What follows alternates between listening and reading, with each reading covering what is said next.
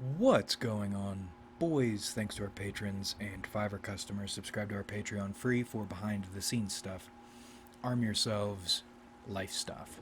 No grand plan for this video, so we'll go through what's going on and what I'm thinking. There is actually not a lot of information about ASPD and sociopaths from their perspective. And frankly, there's also not a lot about them from other people's perspectives that are in any way positive or even neutral. And that makes things difficult, at least for my learning, because I learn most from experience or other people's experiences. First-hand stuff, lived stuff. Because literature will often lie to you. And people will often lie to you too, but the things they do won't lie to you. And there are patterns in the things they do. I mean, that's how I do typology shit, which, another interesting thing, there is already a very limited selection of lived first-hand experience information from sociopaths about sociopaths. And there is almost no overlap, at least in the conversations with typology, when I see overlap already. So maybe this is a new field. Maybe this is a wild west, a frontier ready to be explored. But for right here, right now, let's summarize what I've learned about antisocial personality disorder from people's lived experiences. As in, I've read none of the literature, not a doctor. These are the things or the patterns I've noticed. If someone asked me for my impression of ASPD, these are the things I would tell them, or point to at least. First for identification is something in the eyes, which is funny because there are plenty of videos of people pretending to be sociopaths. They mimic the mannerisms and they know the lingo, but you can't fake whatever is going on with their eyes. I don't have a great way of describing this, but the best I can do, it feels like their eyes, or what you would imagine to be their eyes, are actually clouds a few inches in front of their eyes.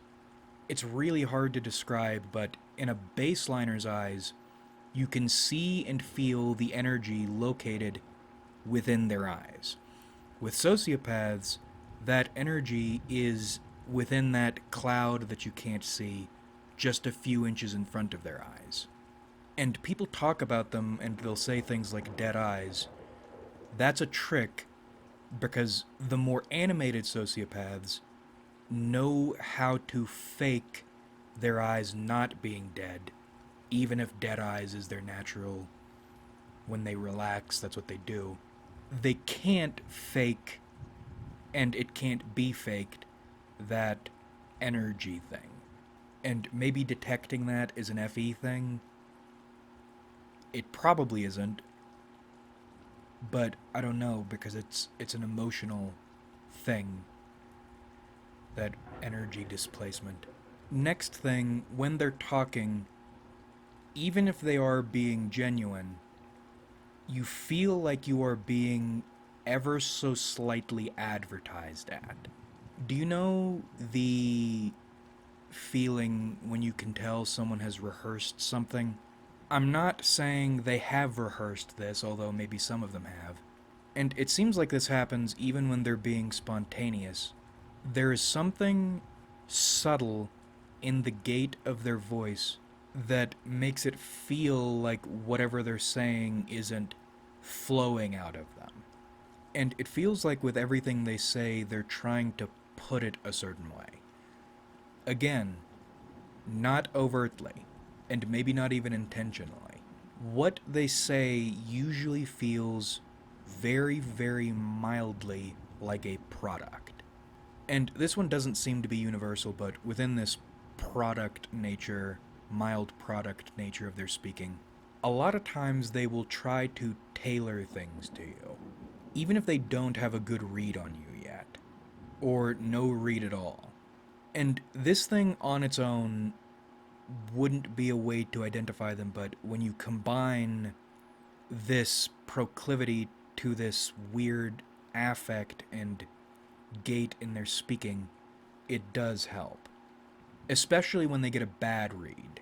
Now, their emotions, and especially this cognitive empathy they talk about, those are interesting.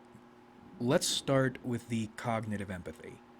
Based on that word they like using, you might think this is just a strategy they invent, like a flowchart that they use to mimic empathy.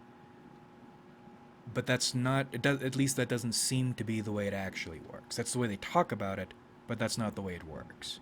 Rather, it seems like their cognitive empathy, or like some space marine shit, it's like an organ that they grow, and they have to turn on or choose to turn on or off. It seems like it still doesn't work exactly the way baseline or empathy would work, but it's close enough you can't tell the difference. As in, if we're thinking about it in terms of vehicles, Joe Dipshit is looking at whether or not the thing can drive. If it can move, Joe Dipshit doesn't care what's making it move. Baseliners use gasoline or diesel engines. Sociopaths vat grow abominations that they stick under the hood that power their vehicles for them. I still don't totally understand how it works or how it feels, but there is a meaty, organic, slimy element to it. It's not a flowchart. It's not external. It is something inside them, at least it seems to be, that they have grown.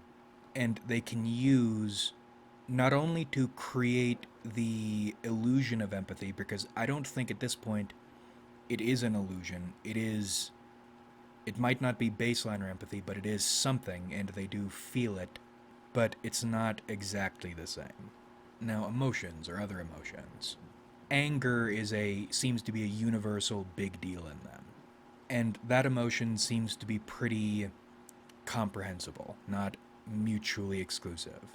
Maybe I'm misunderstanding, but their anger and baseliner anger seem to be very similar. It's just a matter of degree and tools for stopping it when it flares up. Sadness. Some of them talk about feeling sad, others talk about not feeling sad, but I would say they do, but it's emphasis. They universally seem to get the physical sides of sadness, which is one of the reasons I get confused when they say they don't feel sad when they clearly describe the physical aspects of sadness. Imagine when you are severely depressed. You can't move, you feel like you're dying, and I don't mean that figuratively, I mean feeling so sad you're dying. The pangs and the pains, they get all those. What they seem not to get as much is the sad rumination or the sad thought patterns. Now, this is again, I'm working with a limited amount of information. It seems to me like they do get those, but those thought patterns are disconnected from the physical reactions. They happen at separate times. And seems like they'll engage with or choose whether or not to engage with the sad thought patterns in almost on a whim sort of way, or from a totally analytical perspective. And when I say totally analytical, I don't mean as in they're repressing the sadness, it's that they don't feel it. They get the thought pattern and they analyze it, and they can analyze it because they aren't getting hit with these other sides of sadness. And then, out of the blue at some point, they will get isekai'd, basically, run over by a fucking truck of depression. And it's interesting because you will get things like crying here, but there's still that major disconnect, as in, what do you feel as a baseliner when you cry? It could be any number of things, but for you, it is almost certainly a release of expression. For sociopaths, it seems like their crying is devoid of this expression. Now, I mean, obviously it's not, but it's more like the body expressing itself, and it's painful. People sometimes say crying is beautiful. Their crying is really not beautiful. It is just this painful, involuntary thing when it happens. Now, it's very good that their negative emotions are universal and universally terrible. Let's get into their positive emotions. This is this is where the spectrum comes in, because it seems like some of them can actually feel happy, at least to a point, whereas a lot of them can't. It's really fortunate you guys, at least you have something to hold on to, which is uncontrollable, unrelenting misery. At least you have that. You know, it could be worse. Some people get no emotions to feel. You should be really thankful you're alive. I mean, there is so much out there that you can see and people enjoy, and you can't enjoy, but at least you can look at it. On an unrelated note, I don't have any stats to back this up. Not many of them talk about it.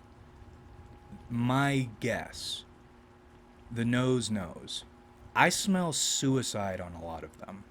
And it's interesting because the more aggressive sociopaths, I don't smell it on as much. But the ones who are just odd, major rope scent, which I say in as affectionate a way I can. I smell a pattern here, meaning if one person like you can figure out how to deal with this, then that solution, because it's so specific, can probably be replicated and patterned out to others, at least to some extent. You actually aren't alone in this one, and that's important because I also smell, when they make attempts, these are not cry for help attempts. I mean, you read about suicides, and there seem to be two broad categories. People who are driven to it emotionally and then do it in some kind of fit of emotion, which, not to, I say fit, not to denigrate them, but this is an emotions pushed them off the precipice. And these are also the ones who seem to be brought back or saved, let's say. And then there's another class of suicide in which a person just walks home and blows their brain out with no indication anything is going on. And that seems to be a pretty large class of suicides. And now that I'm learning more about ASPD, I'm wondering how much of that is in there. Anyway, back to happiness. Some can feel happy, others can't. But it's hard to get good information about sociopathic happiness. Because even in this limited data, there seem to be two versions of happiness. One would be described as close to what a baseline person would feel when they're happy, which maybe that is the case. I don't know. I don't entirely believe that. But again, I don't know yet. And then the second case, or second camp, I'll have a hard time describing this. The dopamine hit of acting on an impulse and winning, I'm probably completely misunderstanding and misreading this. But in sociopaths, it seems like their impulses almost act like quest givers, and they feel happy or seem to feel happy when they are completing quests. I really don't. I mean, again, maybe there are some sociopaths on the higher end of the spectrum who can feel typical human happiness, but it seems to me like they exhibit the most, or most sociopaths exhibit the most happy coded traits or behaviors when they do something impulsive and it works out well, or it doesn't turn out poorly. And with that stigma, people always make these impulses out to be like they're bad, but it seems to me like they could be anything. And existing outside of those impulses is very difficult and very not. If it's not happiness, then not whatever that reaction they get to acting on their impulses is. Which brings us to another thing. Addiction seems to be a huge deal with them, and a very negative thing in their own minds. It seems like lots of sociopaths are addicted to porn, they're addicted to drinking, they're addicted to drugs, even things that are not physically addictive in the traditional sense they get psychologically addicted to with the dopamine. And this seems to line up with their impulsivity, but I think one of the reasons they tend to hate, they tend to hate these addictions is they become controlled by their addictions. And they don't like being controlled by anything. Which is another reason I think they actually fight, or come to fight their impulses, because they recognize their impulses are controlling them in probably the same pipeline, dopamine pipeline, typical addictions are controlling them in, and they just don't like being controlled in that way. So they develop these superhuman levels of discipline. And almost like monks or angels, chain themselves to these lives of maybe not dissatisfaction, but not satisfaction most of the time. Which is another reason why I think sociopaths have an easier time of succeeding at life when they choose to. Once they've made this decision not to be ruled by addictions, not to be ruled by their impulses. If they can develop the willpower and the know-how, the discipline to beat their impulses, everything else is not so bad. And I think that's one of the reasons there's such a divide in the sociopath population. They're either really low on the rung or they're really high on the rung. And whether they are climbing or falling, they don't stay in the middle all that long. Because if someone higher up lets their impulses get the better of them, they're falling down, and they're falling down fast. Versus someone who's climbing up, if they have their shit under control, then they can really do whatever they put their minds to. Which, for most people, would be a cliche. For them, it's real, because what else would be standing in their way? Control is another thing, which we mentioned in relation to the addictions, but they like having control of shit. Which, when you look at their backgrounds or how sociopathy develops, that makes a lot of sense. Oh, and speaking of their development, as children, they seem to be very precocious. They develop very quickly, which again, according to what is probably in their childhood, that sort of development makes sense, but it's how high they can reach, how quickly at such a young age, which is peculiar. I mean, every kid always hears, "You're so mature for your age." It seems like ASPD kids are running around as actual little adults at 7 or 8 years old. I mean, not playing with a full deck, obviously, not a fully developed brain, not complete understanding of the world or how it works, but I mean the attitude. Doing or thinking things you would expect an adult to do or think. Another thing that's probably more personalized to me in my studying them and experience with them. I don't know why this is, but woman sociopaths are very intimidating. Stress me out. Like them, attracted to them, very much so, but stress me the fuck out. Whereas man sociopaths, dude sociopaths, they come across as chill. And I mentioned in one of the previous videos, I ASPD and gender, there is something important going on there because they experience or use gender differently from the way baseline humans do. But I wonder if this difference in reaction comes down to sex differences.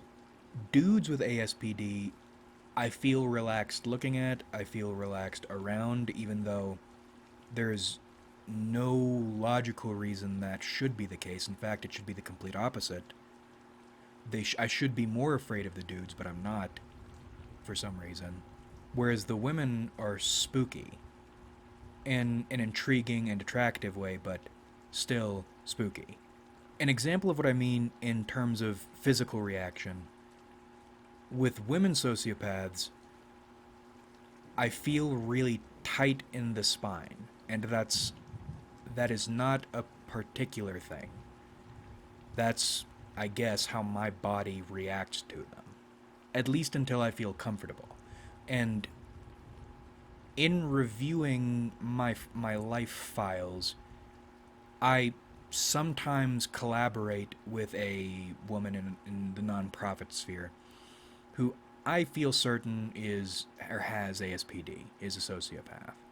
But in no way has ever been a negative person to me. But still, I remember when I first met her, I had that reaction. And it seems like I keep having this reaction, and it's something I'm paying attention to now. Whereas with the dudes, I feel relaxed. And I think this does have to do with some kind of sex difference and even empathy thing. Because male sociopaths, when they speak, they make a lot of sense. As in, I wouldn't do what they do, but I completely understand where they're coming from, or why they would want to do these things. And there's this feeling of, thank God, somebody gets it. And I'm wondering if baseliner women have a similar reaction to sociopath women. Somebody gets it on a level that other, even baseline people don't. And on top of that, I have a feeling this is, or comes primarily from my lack of information. But when you get into the weird or uncomfortable shit sociopaths do, maybe I just haven't encountered an instance of a male sociopath talking about the really fucked up or really weird shit he's done, which would kind of make sense because if a man said any of that stuff, that would be you're done right there. That's probably what's going on, but if that's not what's going on, then why do dude sociopaths, why is their weird shit just abusive and violent, whereas woman sociopaths' weird shit is really fucking weird shit? And I don't mean that in a judgmental, you're evil way. I mean just with the dude, I can, again, might not do these things, but I can see the train of logic, reasoning, or events that would lead up to this happening. With the women, I have no idea where some of that shit would even begin to come from. And we were going to call that part of the video there, but there is one other thing, one other pattern that seems to be there. Lots of sociopaths seem to be artists and to be very good ones. Which is interesting because there's that... It's not a meme like people are sharing it around like a joke, but in the traditional sense, the meme that psychopaths, their art is flat and bad. And I don't know if that's actually true or not, but it's interesting that I mean, if it is true, then sociopaths are like the flip side of that. Any lack of affect or lowered affect disorder from that last video, any deficiencies in their conscious mind or in their day to day life are made up for almost totally in the artwork they produce. There is so much expression in their artwork, whatever medium they're using, it's kind of wild. It makes me wonder if that's in part why, quote or quotes, artists are difficult generally. Maybe there are just a disproportionate number of sociopaths tied up in arts circles. Because what other sort of person has the talent and the brass balls required to get anywhere, or at least try to get anywhere in artwork? Okay, there's probably more we could talk about, and maybe we will talk about in the future, but I wanted to review what I think I've learned thus far. And we also need to start thinking about how we can expand the selection of lived ASPD experiences people can learn from. In an ideal world, all sorts of sociopaths would be vlogging about all sorts of things and everyone would have a diagnosis. But this isn't a perfect world. Those MBTI dream journal tests were pretty productive. And if people weren't so goddamned retarded, they would probably be even easier to do and be more productive in the end. I probably have enough time to do more dream journals tests.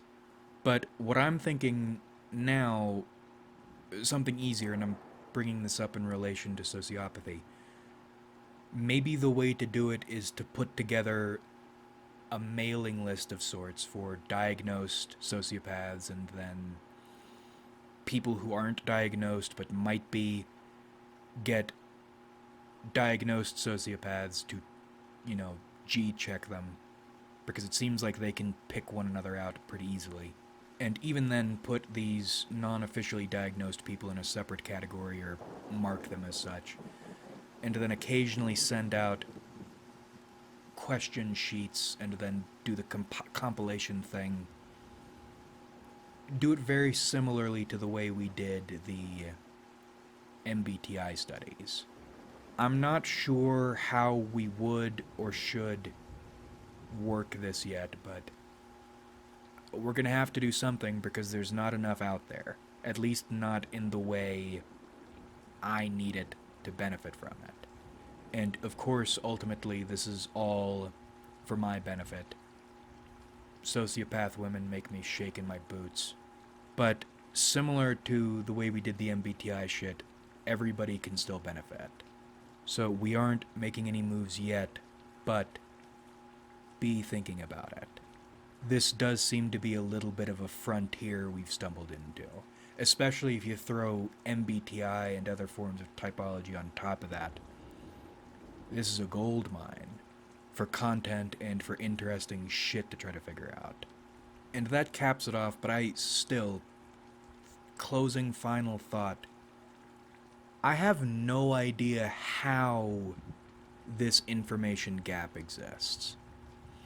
With how frequently people throw around the word sociopath and are apparently obsessed with dark triad shit and sociopathy, there is almost no information from Joe Dipshit Sociopath or Jane Dipshit Sociopath, the shit shovelers among us.